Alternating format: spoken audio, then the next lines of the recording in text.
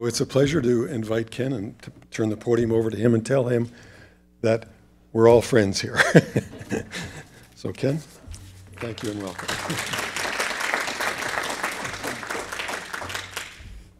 Hard to know what to say after an introduction like that, but I think I'd start off with that old Woody Allen joke, and especially in terms of you're embarking on your doctorate, that 80% of success is just showing up.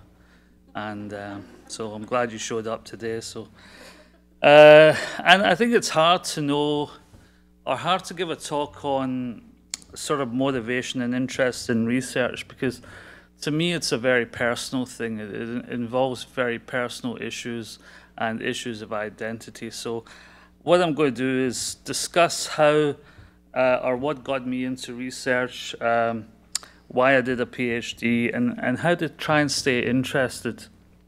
Because in the last variable, I think this is the most important. It's staying connected and staying interested in your PhD. And I think there's a lot of variables. First of all, I believe that all research is personal. I think you have to find something that personally attracts you in your research, that you have to have a passion for it, you have to have an interest in it, you have to have a focus, you have to have a sense of humor. Because if you don't have a sense of humor about what you're doing and the research that you're interested in, it's going to be very, very difficult. At the end of my PhD, I was, stressed out. It seemed like a chore, but I had to find some sort of motivation to carry on doing it. I had to persevere in that way. And PhD, as my ex-wife said, meant permanent head damage. And I said, well, I know, I said, because you gave it to me over the last 3 years. And then she became my ex-wife, so that was okay. So I think there'll be days when you always think this is a chore, many days when you think, what am I doing here? What's the meaning of life? And on those days, you just have to remember why it is you started on this journey, why it is you started to do this, and believe in yourself in that sense. Now, I know it all sounds very cliched, but these are important. So, first of all, how I got started? Well, I believe that all research involves a personal. That can mean your background, can mean your upbringing, the things that affect you in life, the environment that you're socialized into to some extent. And one of the big things, I would say that a lot of my research comes from those things on the PowerPoint slide. All research is personal.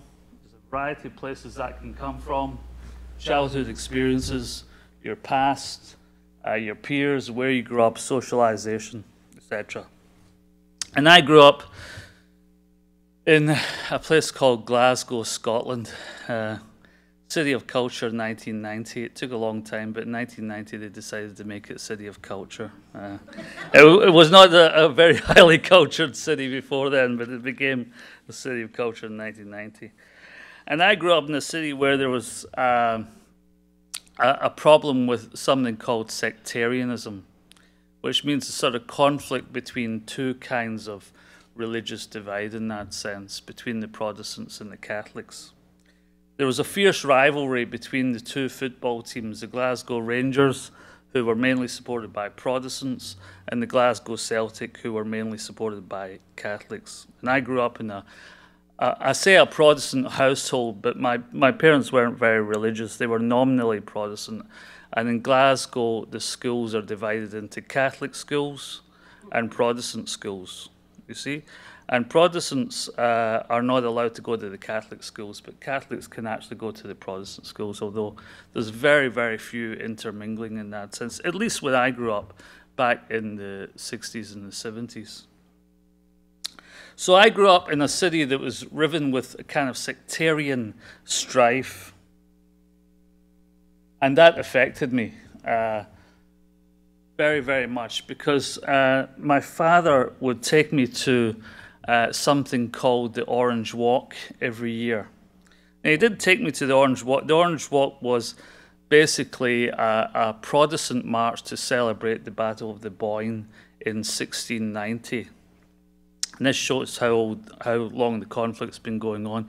He didn't take me there to say, these people are great, these people are fantastic. He took me there so that he could explain the history of it and say, look at these guys, they're a bunch of bigots. You know, they're sectarian bigots, and they want to cause religious, political, social strife, and they don't want to develop a sense of community. So there was violence on either side of that.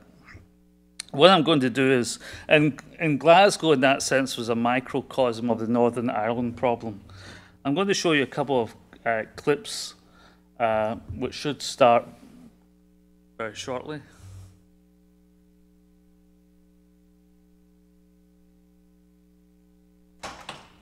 No.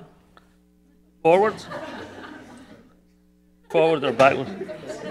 Greetings, fellow Irishmen and lady Irishmen. I, Joseph Fitzgerald O'Malley Fitzpatrick O'Donnell, the Edge Quimby, welcome you to Springfield's first booze-free St. Patrick's Day.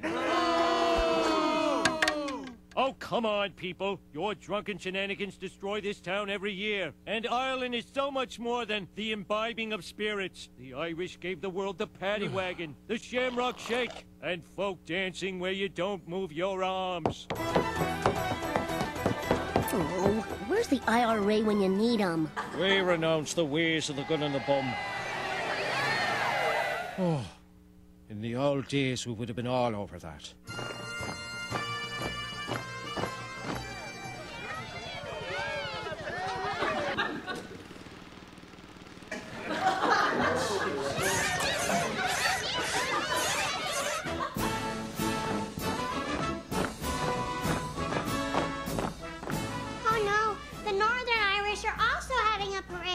Two kinds of Irish people? What are they fighting over? Who gets to sleep in the bathtub? Actually, those prots and cathies have hated each other for centuries. It always comes down to transubstantiation versus consubstantiation. Stop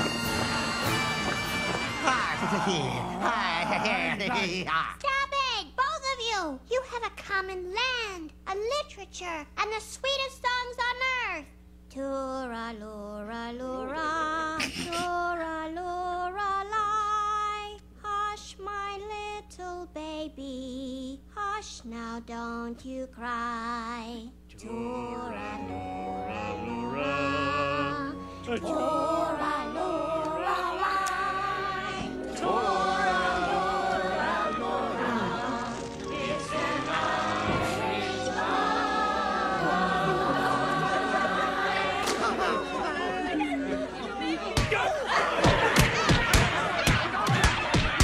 Oh no, without the booze, these guys all remember how much they hate each other.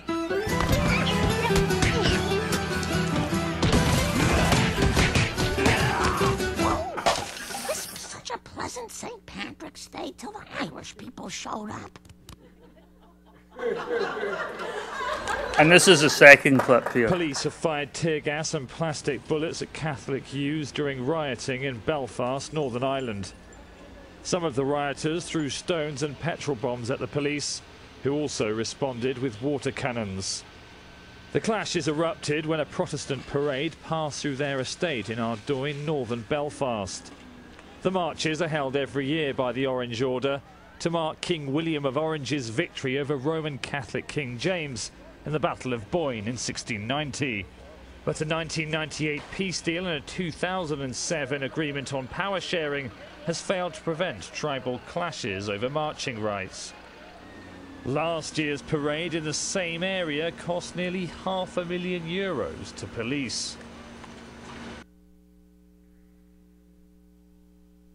So the problem for me, at least when I was growing up, is that I grew up in an atmosphere where there was this sectarian violence. And as I say, Glasgow as a city was like a microcosm of Northern Ireland, with Catholics on one side and Protestants on the other. And the divisions were very real. I went to a Protestant school, and I remember when I was about 13, I was going in for my physics class, and the teacher hadn't arrived yet, or maybe he was staying out of the classroom for some reason, because we were due to go up and fight the Catholics that day in their school.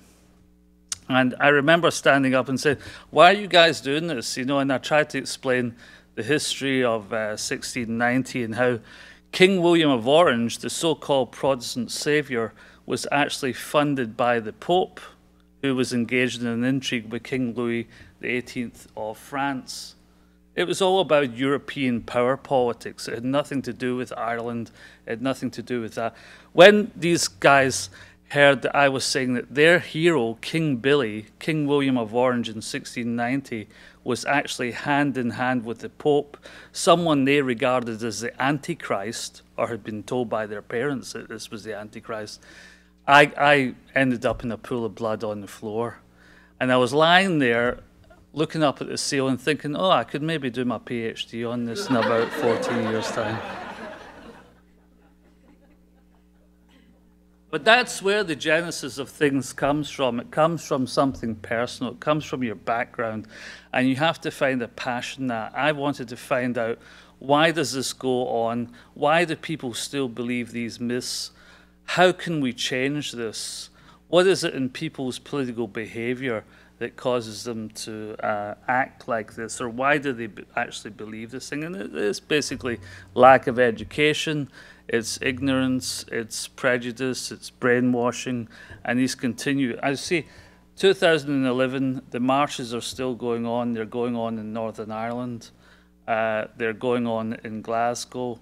A couple of years ago, I couldn't get across the street in Glasgow because of the Orange Parade. And it just provokes animosity, it just provokes hostility, it provokes violence.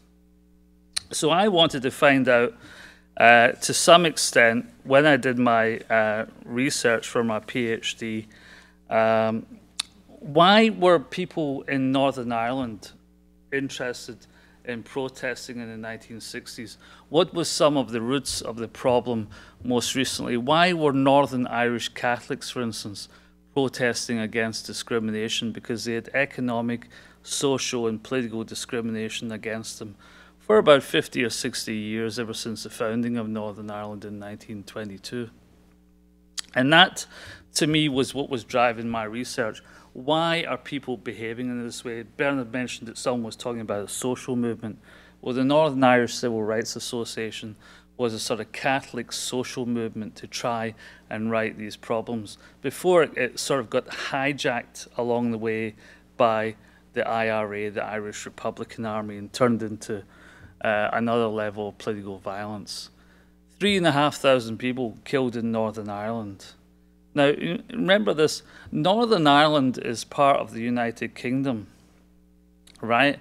This is supposed to be a first world country, and yet the levels of ethnic and political strife and violence, political violence, seem to more reflect a developing country which is undergoing a lot of conflict.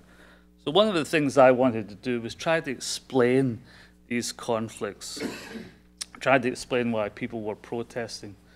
And that's how I came to do my sort of PhD, and why these people were actually behaving in this.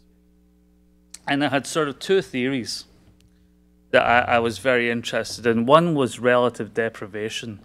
Relative deprivation sort of explains why individuals protest. They don't protest because they feel absolutely deprived. And this was developed by a political scientist called Ted Robert Gurr in the United States.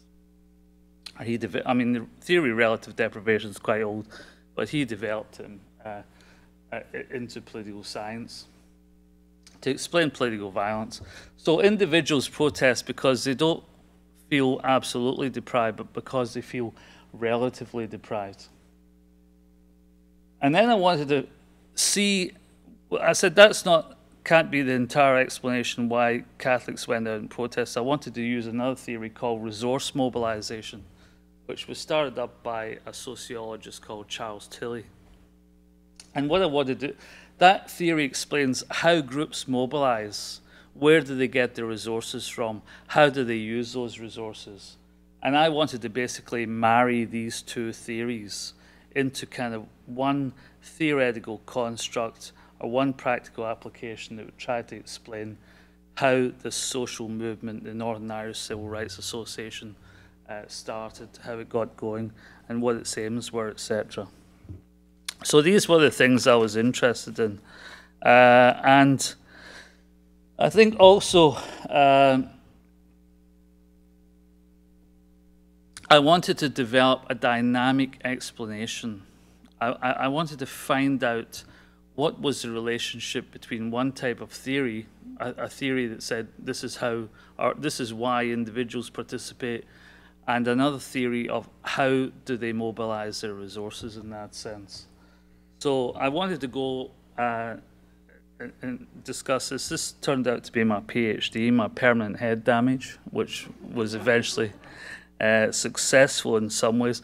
But after I'd finished the PhD, after I'd got that out of the way, of course, you have to sort of try and continue with your research. And the first job I got after I did my research was, or after I did my PhD, was in Singapore. And I was teaching European politics in Singapore because that's what they basically hired me to teach, and because I had an expertise in British politics and Western European politics. But one day one of my colleagues came up to me and said, well, Ken, he said, you do all this stuff on European politics, but you're living in Southeast Asia. And he said, why don't you write something on Southeast Asia? Now, this was Singapore back in the 1990s. It was quite a conservative place. And I thought, well, what is it that I'm interested in Southeast Asia and Singapore? Where would my research interests take me? And the one thing, of course, I was interested in was human rights. And this was not a good idea at the time in Singapore. They spent a lot of time trying to convince me not to research human rights. But eventually I kept on doing it and produced a book on it. But I could not produce that research, or I could not get that research published until I was on the plane out of Singapore towards South Africa and my next job. So what I'm trying to say is research might be difficult. It might be difficult in the sort of political context you find yourself in, but you have to persevere. You have to try to keep going, keep moving with your research, and stay passionate and connected. The other thing I think that's important is you have to have empathy. It's not just a position of saying, well, you know, you feel this research is important. You have to feel some sort of empathy with your subjects in that sense, or the people you're describing, or what you're doing. And in Northern Ireland, in Glasgow, that's how I came to feel that sort of empathy. It's all about identity to some extent. Those identities are very important, and they change over time, of course. And I remember when I was in Northern Ireland, the old joke was about the East Indian man that's walking down the street in Belfast. And someone goes up to him, a Protestant or Catholic paramilitary goes up to him and says, are you a Catholic or a Protestant? And he says, well, I'm neither, I'm a Hindu. And they say, yes, but are you a Protestant Hindu or a Catholic Hindu? So to some extent, it's about identity. It's about who you are. And I think that research shows that it shows it's part of your identity. It shows it's part of you. And that's what's important to me. Education in that sense for me was about taking these sort of myths apart, what explains things, and how to carry on with that. And all my research, I think, is there's some sort of continuity from civil rights to human rights, from Singapore to South Africa, from the war on terrorism to the politics of identity in the Middle East. I find that you have to make connections. You have to be really interested. I mean, I know this sounds obvious, but what's the point in writing about something or doing research on something you're not interested in?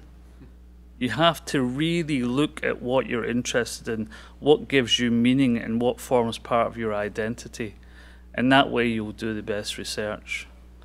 I don't know how much more I can say about that. Than it does seem obvious to me. It may not seem obvious to everyone, but you really have to find something that makes you passionate, that grips you in that sense about research.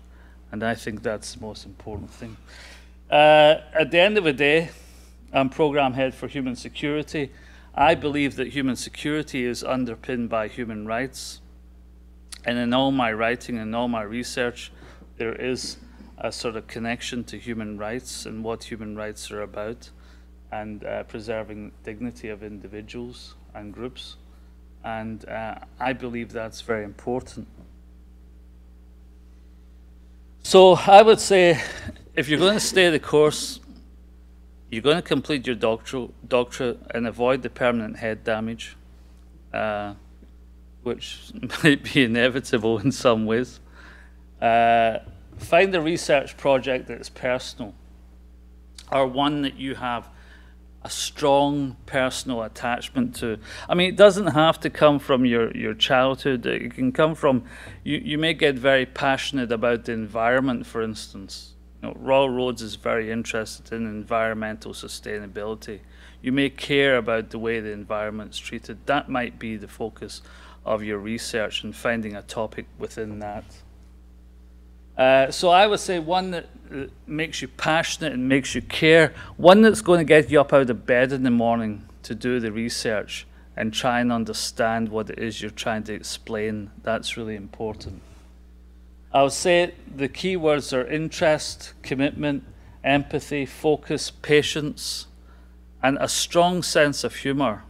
Because there'll be days when you think, well, this is all wrong. You have to have a sense of humor and you have to carry on. There's no doubt about it. You have to have a need to know, and something that provides you with meaning in your life, continuity. So to some extent, and this is why I say it's very difficult to talk about what drives people to do research. It's a very individual thing. And if you can find that individual thing within yourself that makes you want to do that research, and then continue on with that to provide some sort of continuity, that is really, really important.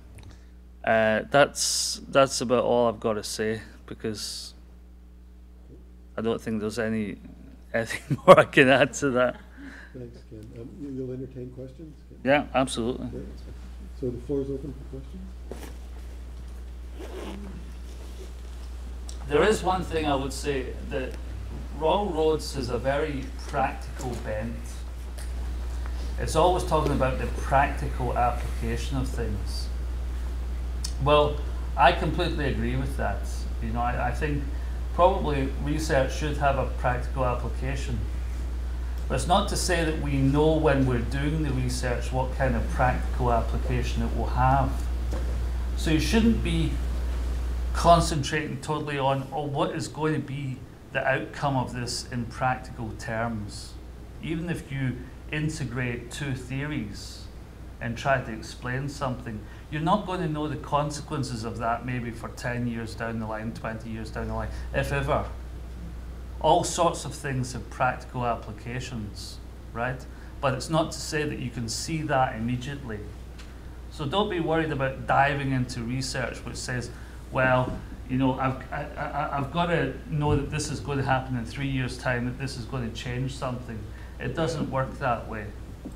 It could change something in 50 years, in 100 years. Someone could pick it up and read it and go with it and change a policy or make a difference.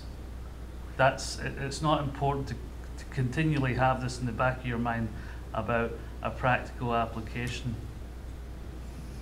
That's something I think I would stress. I know some people would probably disagree with me on that, but that's okay. So if I can raise something, oh, Holly, go ahead. I just wanted to ask you whether your follow-up work from your PhD actually found you, or did you have to actively seek it out? The follow-up work, do you mean in terms of... when you ended up in Singapore, for example? All right. Well, I always had it in the back of my head. I mean, I always kept an interest in Northern Ireland, but I mean, you do move on. You start living in a different country, like Singapore. The Singaporeans weren't that interested in Northern Ireland to some extent. So you're influenced by the environment that you find yourself in also. So I was teaching courses on European politics, for instance. But then I thought, where's the connection between what I've been doing on sort of civil rights? Civil rights are the rights you have as a member of a nation state, whereas human rights are universal in that sense. Where's the connection? And I thought, well, if I could make the connection with civil rights and then go one more level up to human rights, then that would be the way I wanted to go. That's where I would find a research interest. So I started to write about human rights in Singapore, which was a little bit difficult. I remember I had a dean, and the Dean of Arts and Social Sciences. He was a guy called Edwin Thumbu, and he had a secretary who was calling me. I was supposed to present this paper on human rights at a conference, and his secretary would call me every week and said, "Is the paper finished?" And I would say, "No, I haven't written it." You know, like most academics, they write their papers almost at the last minute. They're always tinkering around with something, like students. Right? You know, and I said, "No, I haven't finished it." Why? "Oh, we just really we're really interested." "Why are you so interested in my paper?" I never had a dean ask me for a paper before, you know? And they wanted to see what's in this paper on human rights in Southeast Asia. It was a very sensitive issue for them. You know, Singapore was a very conservative place. They really did not have a human rights agenda. It was a one-party state in that sense. And so eventually I did give them a paper, but it was highly sanitized. And then when I was on the plane, I put the paper back in, put it back together again. But it was a problem. I mean, I've seen all sorts of colleagues in Singapore, they were doing research. I had one colleague who was fired from the university because he actually stood in an election against the person who was going to be the Prime Minister in Singapore. He was fired from his job. They made a sort of case against him, you know, a political case, and it was, you know, almost like a Stalinist showcase, you know, without execution. But there was lots of problems. There's politics involved, you know, what you can do and what you can't do when you go and live in places like Singapore. Also Dubai, for instance. I lived in Dubai for 7 years, and there was problems with what you could write. You couldn't really start doing research into the ruling family in that sense, you know. Although I will say, when I lived in Dubai, there was a lot of applications that were very, I mean, people in the monarchy in Dubai is very proactive. I was teaching a class on global studies, and I had written 2 words on the board. One was parochialism, and the other was cosmopolitanism, and I had sort of juxtaposed them against each other. Parochialism versus cosmopolitanism. And suddenly, the door flew open, and an entire entourage of people walked into my classroom, right, just like that, all in their robes, and I was given no warning. And it was what was it, the Sheikh, what's his name? Sheikh Mohammed, the Crown Prince of Dubai, probably the richest man in the world. And he came in with his entourage, and all my students were all females. They were all in their abayas, their traditional costume. They all started wrapping themselves up immediately, because he was the king, right? He was the king of Dubai, basically, coming into the classroom, and they were showing their respect by wrapping themselves up. I didn't even know who the guy was, you know, I'd seen his picture, but I was like, suddenly the king's in front of you, you know, you can imagine the queen walks in your room with no announcement whatsoever. And we were still sort of building the university, or they were not building the university, but they were, part of the university was not totally complete. So there was not a full frame around the board. And he looked at the board and he looked what I'd written on it, and then he turned around he didn't even say, "Who are you?" or he just says, "Where's the frame?" And I looked at him and I said, I don't know. I just work here, you know. I don't build a frame around the whiteboard, you know. And well, I never said that to him. Of course, I get down on one knee and say, "Thank you, sire," you know.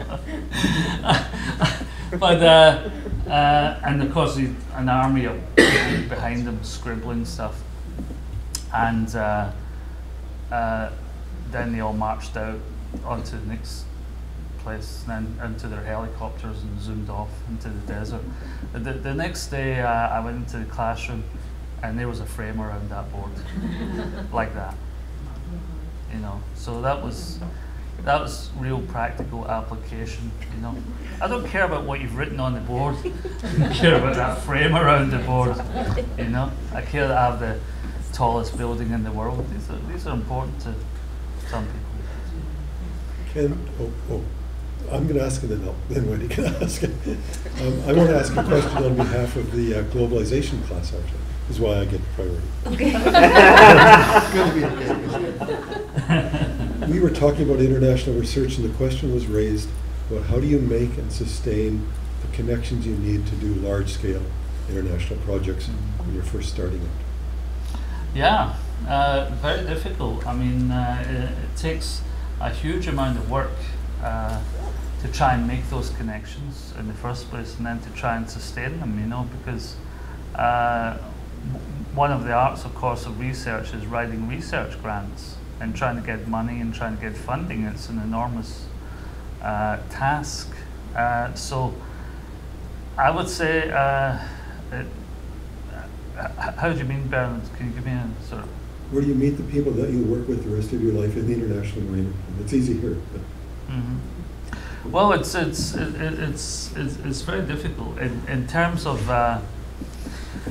I've always tried to sustain relationships with people, tried to work with them over the years, but again, academics are very individualistic kind of people, and it's very hard to get them to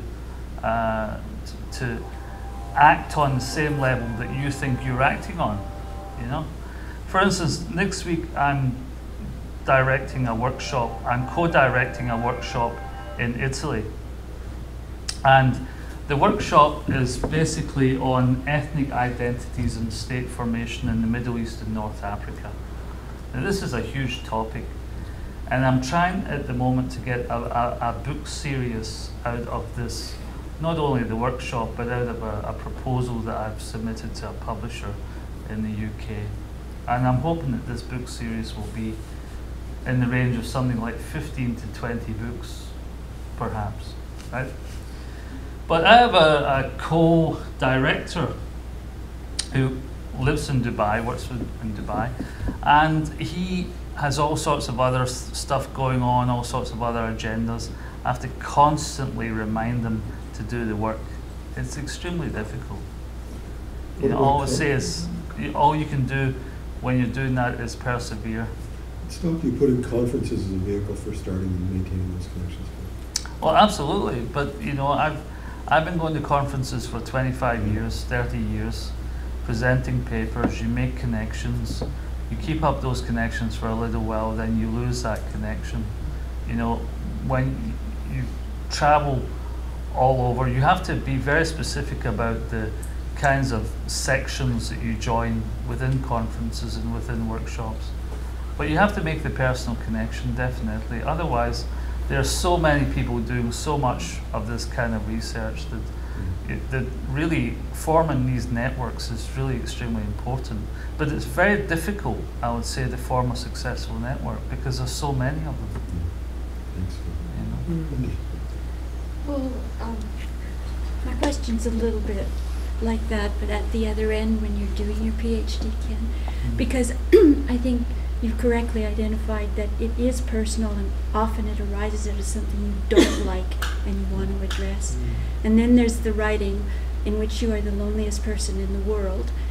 And you also direct a master's program in which you have a cohort. I direct a master's program in which there is no residency cohort. So I wanted to ask you about what you thought about the importance of the cohort for this group, for any group that's, you know, academically. I think in terms of this group and the doctorate in social sciences, it's the most important factor. I know that in the master's program that I direct in human security and peace building, I hope that these people will keep the networks that they form, keep the connections all of their life, because I think it's very lucky, because when I was doing my PhD, you know, you were sort of thrown in, but you had other PhD students, but there was an enormous level of competition amongst the students. You're all trying to get the same kind of money, you're all trying to get your PhD completed before the next person, you're trying to come up with better ideas. There's all this competition that goes on amongst PhD students. I would say if you can avoid that, if you can work with each other, if you can bounce ideas off each other, work as a network, keep that network the rest of your lives, because that'll be more important after the PhD than anything else, probably, in terms of your career. Maybe not in terms of your research, but certainly in terms of your career. That'll be incredibly important. I would say that's the most fantastic thing. I mean, I think that the model at Royal Roads is really important. I know that my students do incredible things. You know, the students I have go all over the world. They're in Uganda, they're in Nepal, they're in South America, they're in Asia. They're all, I call my program the program to save the world, you know. They're all trying to save the world. At least they come into that and then they find out they can't really save the world, but they carry on trying, right? Which is good. But the networks that they create and the friendships that they make and the bonds that they create will last them throughout their lives. And that's really inspiring, that's really motivational, because they can see what each other is doing, you know, through their networks, through Facebook, through their emails, etc. They can see what they're doing in their lives, and they're doing some amazing things, and that inspires them, of course, to go on and do even greater things. And you know, if you take a look at the board and the LIC, I think it's on the second level. There's a board with at least 3 of my students and some of the things they've been doing all over the world. Because the human security students, there's not many of them. I mean, we're not a huge program, but they get some of the highest profile in the university because they're really going out there and trying to change things. You know, they're students who really believe that they can make a difference. Now that can sound naive, it can sound, you know, you can be cynical about that, but at the end of the day, that's a really motivational thing. And you need that motivation when you're doing your doctorate or your PhD. You need to keep on thinking, why am I doing this? Why is it important? And what's it going to mean? Is it going to change something? You may not know what the change is, but you have to know that that's important. It's not you know, I think the problem is that you get into doing a degree or a PhD or a doctorate, and at the end of the day, it does seem like a chore, you know? It seems like, well, you're just jumping through the hoops, as we say, and you've got to keep on reminding yourself, why am I jumping through those hoops? That's really important. I think that's what's going to push you to finish it and then go on. And that's not the end, of course, you know, I mean, that's just the beginning. You know, then you go on to permanent head damage. Never-ending head damage. Thanks. Yeah. First, Ken, I'd like to propose that perhaps the king was asking about the theoretical frame for the Jackson. I wish he was. I wish he'd just given me the check there and then and said, "Oh, thanks for that," you know. But I'd like to challenge a little bit the idea that research isn't necessarily practical or shouldn't be driven by practical expectations or understanding. I suppose if you're somebody like Stephen Hawking and you're able to imagine the workings of the cosmos, I'm all for letting people like that go ahead with their curiosity-driven research. But I think university society expects something, and we have a certain responsibility to deliver value for the money that we get paid to do the work that we do and the grants that support the research. Not necessarily, I think, research has to be immediately usable, but it should be useful, it should be relevant. And I guess my question is, how did you take your ideas, which were relevant, the issues that you were working on were very relevant, and how do you convert your learning into something that has practical application and make it available so that it does get used? Yeah, well, I mean, I think that's a really good question, but I also think that what's important is that you're generating knowledge, and that knowledge, the answers to some sort of problem that you're seeking, can be used by other people in terms of how they generate it. So if I send my book or my articles to a policymaker, for instance, then they're going to take it. It's very difficult, I mean, I'm a political scientist by training, so it's very difficult for me to impose the kind of answers or solutions I would want on society. I can only hope that someone else might read that and say, well, I can see how that could make a change or that could make a difference, and I'll incorporate it into some practical application. But it also raises the questions of what is relevant, you know, what is relevant in research, what is important, what is practical. And I think you hit on the point, but we can't immediately know the practical application of something. You know, it might come much further down the line, and it's hard to tell. I had a student, and I did my PhD in Florida State University, and I had a student who wrote to me about, this was back in the 80s, I had a student who wrote to me about 3 years ago, and he said, I really, really enjoyed some of your classes and what you were saying, and I wanted to ask you some more questions. I thought, well, this guy's writing to me about 25 years after the fact. So I said, that's interesting, you know, because I was teaching comparative politics, international relations, human rights, things like that. And I said to him, so what are you doing now? What's your career pattern now? He says, well, I'm a stockbroker at a top financial firm in New York. And I thought, wow. I mean, it's like, you know, something I had said to him, I don't know, maybe he went on to build a career out of that. It's difficult to know. What I'm saying is it's very difficult to know where that's going to go. You know, I agree with you that there's a lot of stuff at Raw Roads.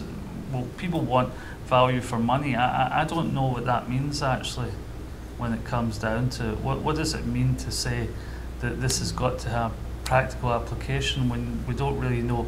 You say like people like Stephen Hawking, right? Well, maybe Stephen Hawking's ideas have practical application, but we just don't know how to work them out. But that's the whole point of research, you know. It's the whole point of trying to find out the answer to a problem or see where that's going. You see what I mean?